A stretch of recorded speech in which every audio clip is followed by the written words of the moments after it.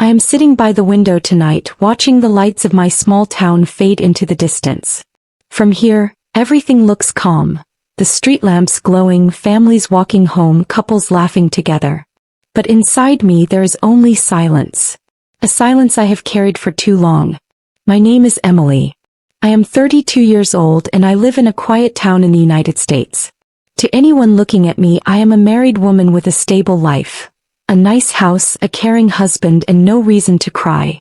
But if you looked a little closer, you would see the truth written in my tired eyes. I held a picture frame in my hands earlier. It was from our wedding day.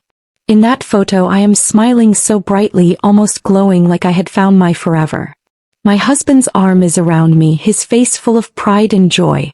People still say we looked like a perfect couple that day. But only I know what was hidden behind my smile. Sometimes I ask myself, how did I get here?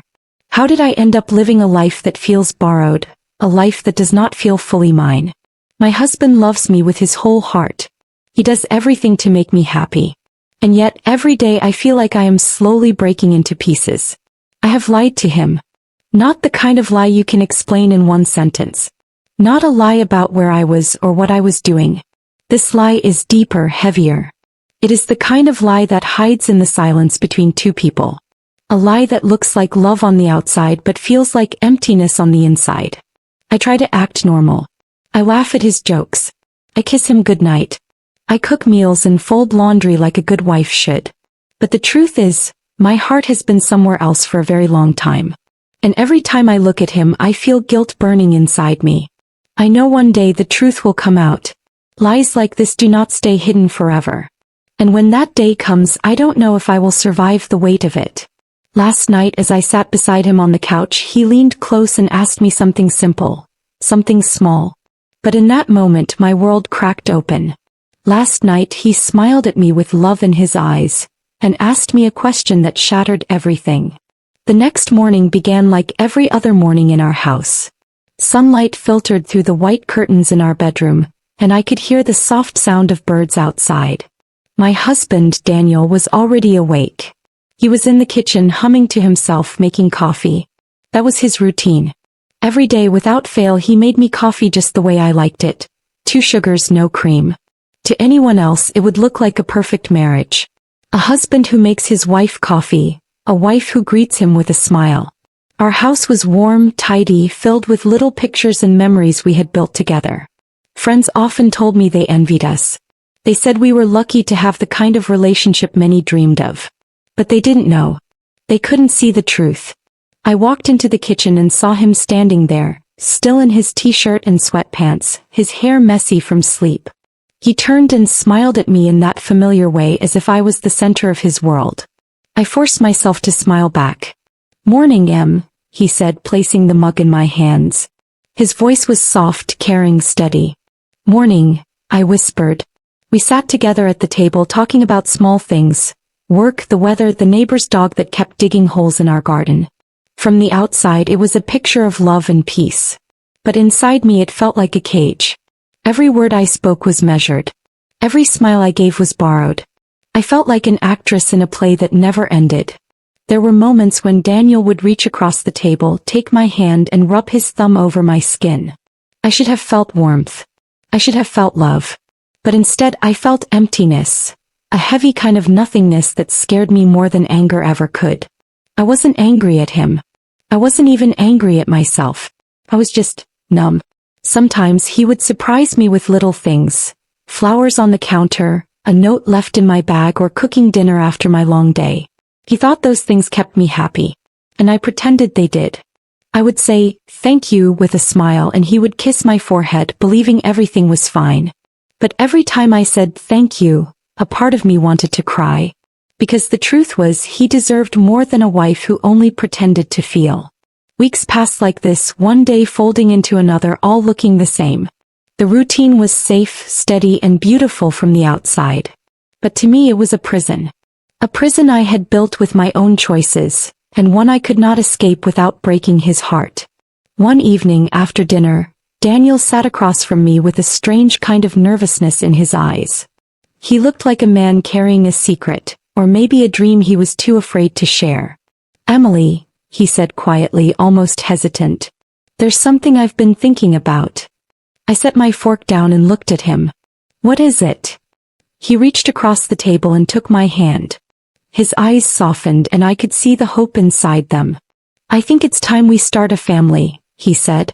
I know things have been busy and we've both been working hard, but I want us to have a baby. The words hit me like a wave. A baby. The future. A forever bond. I froze. My lips parted but no words came out. He squeezed my hand gently, waiting for my response. Inside, my heart was pounding. He wanted to build a life with me, to grow our love into something bigger. And all I could think was, how could I bring a child into a home built on a lie? How could I hold a baby in my arms when I couldn't even hold the truth in my heart? I forced a smile. That's wonderful, Daniel. My voice cracked just slightly, but he didn't notice. He smiled like a man who had just shared his greatest dream, and I pretended to share it with him. That night, while he slept beside me, I lay awake staring at the ceiling. His words echoed in my mind. I want us to have a baby. I turned to look at him, peaceful, trusting, full of love. And I hated myself for what I felt. I hated the emptiness inside me. I hated the fact that the man beside me gave me everything and I gave him nothing in return. The truth pressed heavier on my chest. It was no longer just a secret between me and my heart. Now it was a storm waiting to break, because his dreams were pulling us closer to a future I could not survive. The walls of my beautiful home closed in on me. The kitchen, the bedroom, the garden, all the places where love was supposed to grow, now felt like the walls of a cage. And deep down I knew I couldn't keep this up forever. He was planning our future with hope in his heart, while I was secretly preparing for the day I would destroy it. It was a week after Daniel mentioned starting a family when I found myself alone in the attic. I had gone there to look for an old box of winter clothes, but instead I found something I had buried long ago. A shoebox taped shut, hidden beneath blankets. My hands froze the moment I saw it. I knew what was inside. For years I had told myself that I had moved on, that the past no longer lived in me, that marrying Daniel had erased the scars. But when I pulled that box out and felt its weight in my hands, I realized the past was not gone. It had only been waiting. I sat on the wooden floor, the light from the small attic window falling across me, and I opened the box. Inside were letters, photographs, little notes that once meant the world to me. Memories of another man. The man I had loved before Daniel. His name was Ryan. I met Ryan when I was 24, fresh out of college, full of dreams. He was older than me, charming, the kind of man who could make you feel like you were the only person in the world. Thought he was my forever. We made plans, whispered promises, spoke about a life together. But forever never came. Ryan betrayed me in a way I never saw coming. I found out he was seeing someone else. Someone he had kept hidden, someone he swore meant nothing. I still remember the night I confronted him. The lies in his eyes, the silence that followed, and then the tears in mine. I walked away, but my heart stayed behind with him. I never really healed from Ryan. Instead, I learned to hide the wound. I told myself that the only way to forget him was to bury him under something stronger, something safer. That's when I met Daniel. Daniel was everything Ryan wasn't. Honest. Steady. He didn't play games. He didn't make me doubt myself. When he looked at me, it was with certainty. And for a while that was enough. I married Daniel not because I was ready, but because I was desperate. Desperate to escape the ghost of Ryan. Desperate to silence the voice inside me that whispered I wasn't enough. I thought marriage would fix me. I thought love, even if borrowed, would heal me. But ghosts don't die just because you shut the door on them. As I held those old photographs in my hands, tears fell onto the paper. Ryan's smile looked back at me, alive in a way I wished it wasn't. I hated that he still had power over me. I hated that, even after all these years, my heart still ached for something that had already destroyed me once. I closed the box quickly, shoving the memories back under the blankets. But the damage was done. The past was awake again, alive in me. That night I couldn't sleep. I lay beside Daniel, listening to his soft breathing, and all I could think about was Ryan. His voice. His touch. The way he had made me feel alive and broken all at once. And then, as if fate wanted to torture me, my phone buzzed on the nightstand. I reached for it quietly, not wanting to wake Daniel. It was a message. From an unknown number. But the words were ones I knew too well. Emily. It's been years. I'm sorry. Can we talk? My hands trembled as I read it. Ryan. After 4 long years of silence, it was him. Reaching out. I stared at the screen, my heart pounding so loud I thought Daniel might hear it in his sleep. A part of me wanted to throw the phone across the room, delete the message, erase him from my life once and for all. But another part of me, the part one hated, wanted to answer. I didn't reply. Not that night. But I couldn't stop thinking about it. The next morning, Daniel noticed I was quiet. He asked if everything was okay. I smiled and said yes. The lie slipped out too easily, like it had 100 times before. But inside I was screaming. The ghost of Ryan was back. And I knew he would not leave me alone this time. For days I carried that secret message like a stone in my chest. I went about my routine, cooked meals, folded laundry, smiled at Daniel's jokes. But every free moment my mind drifted back to Ryan. What did he want?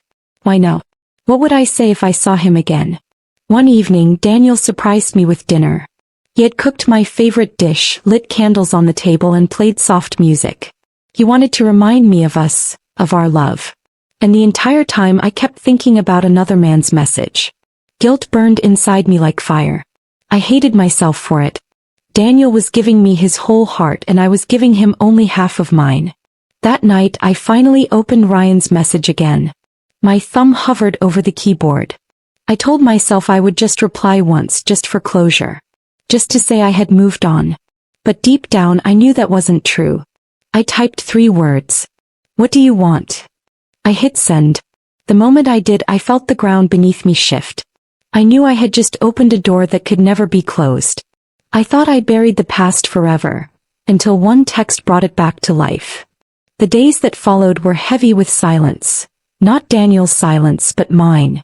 I spoke when I had to, laughed when it was expected, and went through the rhythm of life like nothing had changed. But inside me everything had. Ryan's message lingered like a shadow I couldn't escape. After my short reply, "What do you want?" he responded quickly. "I just want to see you. One time. Please." My heart twisted the moment I read it. 100 memories came flooding back. Nights under the stars, his promises of forever, the warmth of his hand in mine. But right behind those memories came the pain. His betrayal, the tears, the nights I couldn't breathe because he had broken me. I should have deleted the message. I should have erased his number and pretended it never happened. But instead I kept it. And with each day that passed, the temptation grew. Daniel noticed. He always noticed. "Are you okay, Em?" he asked one night as we were brushing our teeth before bed. His eyes searched mine in the mirror. "I'm fine," I said quickly, too quickly. I gave a small smile, rinsed my mouth and walked away. He didn't push, but I saw the way his shoulders dropped. Like he had lost me for a moment but didn't know why. I hated myself for that. At work I found it harder to focus. My friend Sarah, who sat beside me in the office, leaned closer one afternoon and whispered, "You've been somewhere else lately. What's going on?" I forced a laugh. "Just tired." She tilted her head, unconvinced. Sarah had known me for years. She knew the difference between tired and broken. "Emily," she said softly, "you look like someone who's carrying a love that doesn't belong to her." Her words hit me harder than she could have imagined. My throat tightened. I wanted to deny it, to brush it off, but instead I just looked down at my hands. Sarah didn't ask again. She just gave my arm a gentle squeeze, like she already knew the truth I couldn't say out loud.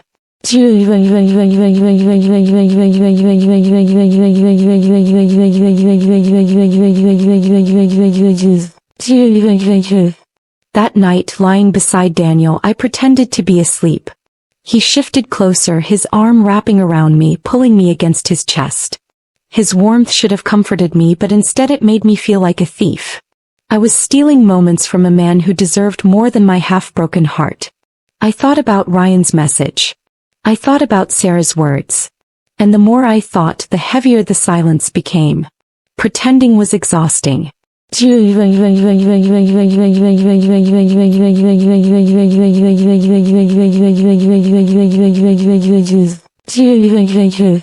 One weekend, Daniel and I went to a friend's barbecue. Families were there, children running across the yard, laughter echoing in the air. At one point, Daniel knelt down to help a little boy fix his toy car. Watching him, my chest ached. He looked so natural, so ready to be a father. And all I could think was, I can't give him this.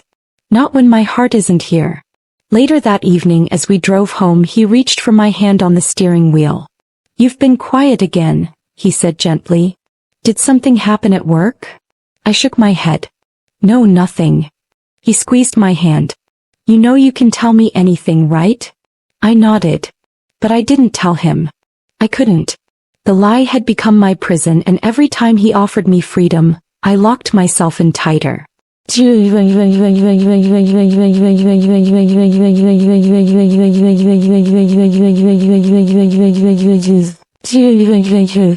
The breaking point came one evening when Sarah called. Daniel was in the next room reading. I answered quickly, whispering, "You can't keep living like this, Emily," she said. "I don't know what's going on, but I see it in your face. You're pretending. And pretending doesn't heal you. It only kills you slowly." Her words shattered me. Tears filled my eyes. I pressed a hand over my mouth, trying not to sob too loudly. But I wasn't quiet enough. Daniel walked into the room. His eyes widened when he saw my tears, the phone clutched in my hand, my body shaking. "Emily." His voice was soft but filled with fear. "What's wrong?" I quickly wiped my face. "Nothing. Just something," Sarah said. He stepped closer, searching my face. I know when you're lying." My chest tightened. I wanted to tell him everything, to fall into his arms and beg for forgiveness. But the words wouldn't come. My lips trembled, and all I could do was shake my head. He didn't push. Instead, he reached for me, pulling me into his arms. "Whatever it is," he whispered into my hair, "we'll face it together. You don't have to carry it alone." That kindness, his kindness, broke me more than anger ever could. I cried against his chest, my body trembling, while he held me without asking for answers. He deserved the truth. He deserved all of me. But all I gave him was silence.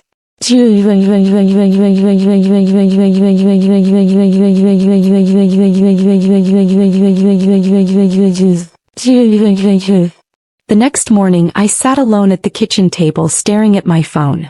Ryan had messaged again. "Please. Just meet me once. I need to explain." My hands shook as I read it. Daniel walked into the kitchen, his hair still messy from sleep. He smiled at me, kissed my forehead, and poured me coffee. He didn't see the phone in my hands. He didn't know that every moment he gave me love, I was carrying someone else's ghost inside me. I whispered, "Thank you," as he placed the mug in front of me. He kissed my cheek and said, "Always." And in that moment, the weight of my lie was unbearable. I couldn't keep pretending much longer. She said I looked like someone carrying a love that wasn't mine. That's when I stopped pretending. I had spent weeks trying to hold it all together, balancing my lies on a thin string that could snap at any moment. But by then, even pretending felt impossible.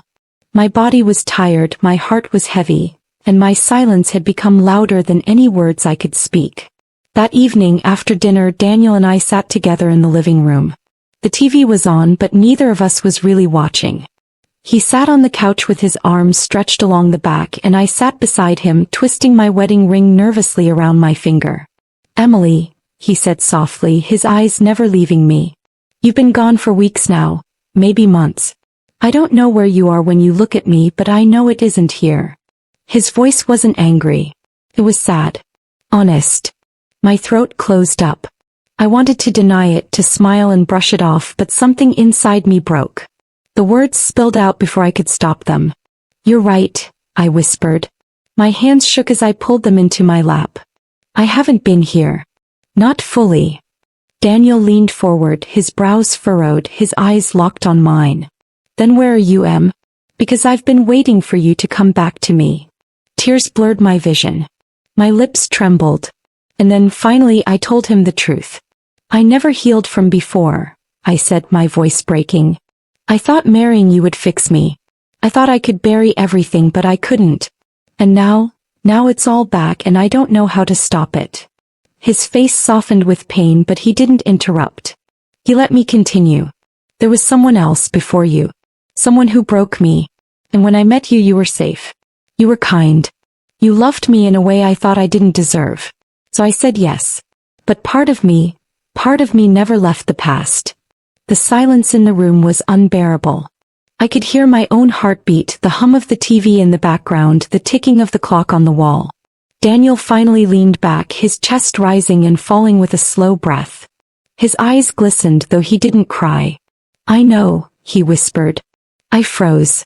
You know. He nodded. I've known for a long time, Emily. I may not have known the details, but I could feel it. You were with me, but not fully. I thought if I loved you enough, if I gave you everything, you would find your way back to me. My tears fell harder. Daniel, I'm so sorry. You didn't deserve this. You deserved someone who loved you completely. Someone who wasn't haunted by someone else. He closed his eyes for a moment, like the weight of my words pressed on him. When he opened them again, they were filled with sorrow but also kindness. You're right, he said quietly. I didn't deserve this. But I don't blame you for being broken when we met. I just wish you had trusted me enough to tell me the truth sooner. I buried my face in my hands, sobbing. I ruined us. I destroyed everything. He reached over and gently pulled my hands away, forcing me to look at him. His touch was steady even in his heartbreak. You didn't ruin us, The truth is, we were never whole to begin with. His words cut deeper than anything Ryan had ever done. Because they were true. For a long moment we just sat there in silence. No shouting, no anger. Just two people staring at the end of something that was supposed to last forever. Finally, Daniel stood. He didn't pace, didn't slam doors. He simply walked to the window, his back turned to me. His shoulders looked heavy, as if carrying years of quiet pain. I love you, he said softly without turning around. But love isn't enough when it's only one-sided. My chest caved in. I wanted to run to him, to beg him to stay, to promise I would change. But deep down I knew promises wouldn't fix us. Too much had already been broken. I stood too, slowly, my legs trembling beneath me. I walked toward the hallway, toward our bedroom, toward the suitcase that I knew I would have to fill. My hands felt numb as I pulled clothes from the closet, tears dripping onto the fabric. Daniel appeared in the doorway. He didn't stop me. He didn't yell. He just watched. His eyes were red, his face pale, but his voice was calm. Emily, he said as I zipped the bag. I turned, my heart shattering. Thank you, he whispered, his voice barely audible. Thank you for not lying one last time. I covered my mouth with my hand, choking back sobs. Those words pierced me more than anything else he could have said. I picked up my bag, walked past him and headed toward the door. My entire body felt like it was breaking apart with every step. The door creaked open. The night air was cool against my tear-stained face. And as I stepped outside, I heard his final whisper, so soft I almost missed it. Goodbye, Em. I closed the door behind me. And with that sound, the quiet click of a lock, my marriage was over. I left. And as I closed the door, he said, Thank you for not lying one last time. The first night alone was the hardest. I sat in the small apartment I had rented across town, surrounded by unpacked boxes, listening to the silence that pressed against me like a heavy blanket. For the first time in years, Daniel's steady breathing wasn't beside me. His coffee wasn't waiting in the kitchen. His quiet hums, his laughter, his presence, all of it was gone. I thought leaving would feel like freedom. Instead it felt like drowning. The mornings were the worst. I would wake up reaching for him only to find an empty pillow. I made my own coffee, but it never tasted right. I went to work, came home, ate alone. The houseplants I brought from our home sat quietly by the window, as if they too missed the warmth of his voice. But slowly, almost painfully, I began to breathe again. I bought a journal and started writing. At first the words were messy, angry, guilty. But over time the pages softened.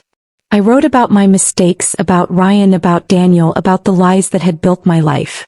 And somewhere in between the ink and the tears, I began to find pieces of myself again. On weekends I walked by the river in town. The same river where Daniel and I once strolled hand in hand. At first, the memories stabbed me like knives. But eventually they became softer. I stopped fighting them. I let them pass through me like waves that rise and fall, never staying forever. Months passed. The seasons changed. I learned to cook for one.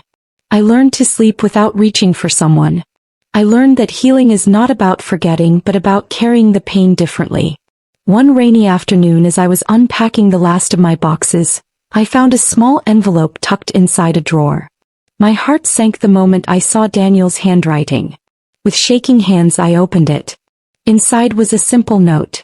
Emily, if you ever find this, I want you to know I don't hate you. I only hope you find the peace you've been searching for. You are stronger than you think. Daniel. Tears blurred the words and I pressed the paper to my chest. Even in heartbreak, even in the silence we now lived apart, Daniel had left me kindness. That kindness hurt more than anger ever could. I sat there for a long time listening to the rain hit the window, holding that note like it was the last piece of him I would ever have. Maybe it was. But something shifted in me that day. For the first time I felt the possibility of forgiveness.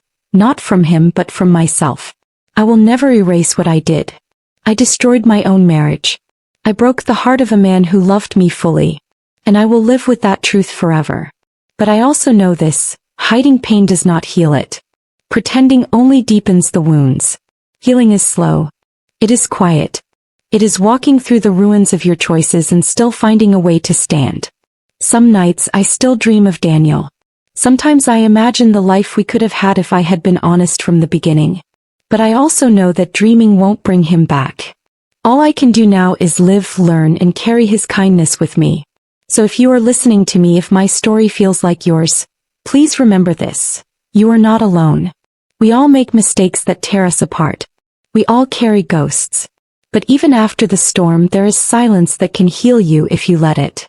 If you've ever felt like me, broken by your own choices, know this, you're not alone. Tell me your story in the comments.